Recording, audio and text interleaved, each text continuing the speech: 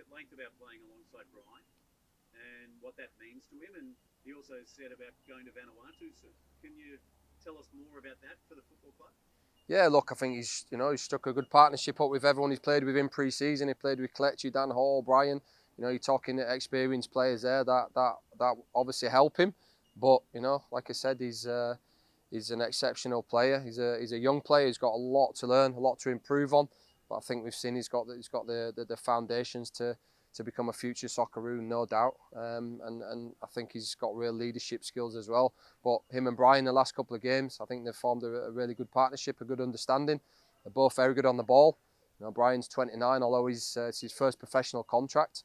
He's played a lot of games, over in New Zealand and other countries. So he's definitely experienced, and he's a great guy. And he tries to help Nectar.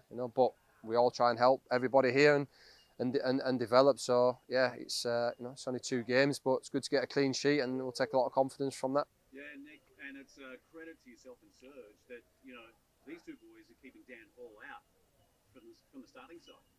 Yeah, and look, that's what you want as a coach, right? for sure. Look, there's competition for places everywhere. Dan had quite a bad injury at the end of last season. I felt if we'd have had Dan in the Adelaide game, we'd have probably won that game. And yeah, Dan had a bad injury. He came back unfit and still carrying an injury in pre-season, so it took Dan a while to get going. So look, that happens in football. Then he got the suspension against Sydney. Probably shouldn't have played in that game because he wasn't fit. But we had no players at the time, and it was I think 2 weeks into pre-season. So yeah, that meant he had a long time without being eligible to play because he was suspended for the first game. So Dan's a great kid. He came on against West Sydney in midfield, and where he can play as well, and did a great job. But yeah, for now everybody's fighting for places, and the boys that are starting hold the shirt, and the boys that are not, they support them, and when their opportunity comes, I always say, you have to perform if you want to stay in the team, and when you do, you stay in the team, and if not, you support your teammates because we're all in it together, and yeah, we've got a real good squad that all have full belief in each other. Yeah, gee, you must feel like you're in a good place now. Like back-to-back wins, chasing 3 in a row. This is the last one before the break. And MacArthur, your thoughts on them? I mean, they've dropped their last 2, but they're a team that are hard to break down, and they've had some narrow losses, haven't they? Yeah, look, we're going to concentrate on ourselves. We had the cancel game against the Jets, which really, upset our momentum at the start of the season after such a good pre-season, and then we went to Wellington and coughed up 2 points in the last minute with an own goal. But yeah, we've got going now, and it's great to have another home game. The 3 boys, only club ever, I think, to have 3 boys called into a World Cup squad. So that's been really fantastic for the club and for the Central Coast in general. I think again, Garang put the club on the map again when he signed for Newcastle United, and now we've got 3 players going to the World Cup from a club with the smallest budget, the youngest squad. So we're really proud of that. But look, MacArthur are a good team. They've got some good players, some dangerous players.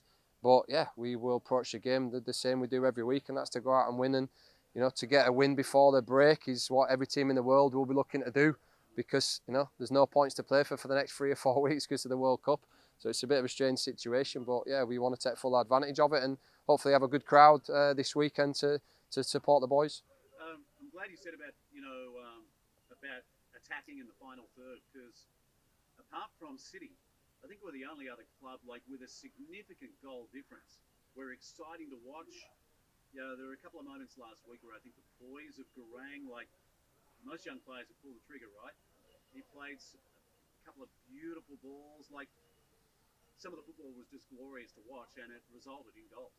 Yeah, look, I think it's funny. The last 2 games, I think, but in both first half we were exceptional. The only thing we didn't do is put the ball in the back of the net, and sometimes that happens at the start of the game. As the game goes on, it's I think we kept knocking on the door constantly against Western United, and it's only a matter of time before it opens, and then you get more and more goals. And again, towards the end of the games, when players are a little bit more fatigued, especially defenders, when you sometimes find a little bit more time. But in both games, I think that everybody in the squad, the starting players, the boys that have come on the sub have all played a massive part in it. And look, people talk about Garang. He's obviously always going to create chances, score goals, but that's the way we train.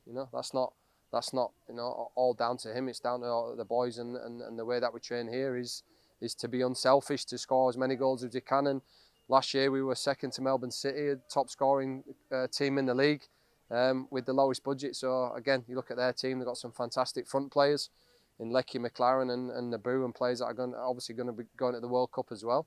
But yeah, we want to excite, we want to play attacking football, and you know, we want fans in the stadium to come and enjoy the game, and that's the way that we approach every game. Yeah, I've only got a few more questions, but I'd love to know what you're thinking at the time where you're down 2-0 against the champions, Western. Then from about the 70th minute onwards, you go on and you've now scored 7 goals unanswered. So from that 2-0 scoreline, what you're thinking on the sideline and what changes, and then suddenly, you know, the Mariners have been flying. No, look, to be honest, I was thinking at half time against Western, I don't know how we're not 4-0 up. I think we had that many chances. We had Jason's disallowed goal. I think we literally penned them in their half for 44 minutes. Yet they broke away 3 times and twice they scored, which again, sometimes happens. It's a little bit freakish that they had 2 opportunities and scored 2 goals, and we had, I think, 15 and scored 0.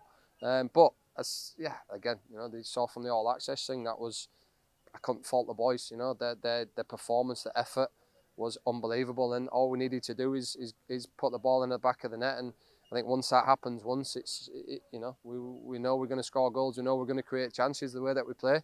But yeah, obviously now, you know, we need to look at putting more chances away, especially in the first half. But it is what it is. It doesn't matter the score at half time, doesn't matter. It's always a score after 90, 95 minutes. That's the only score that matters, and that's how you win the game.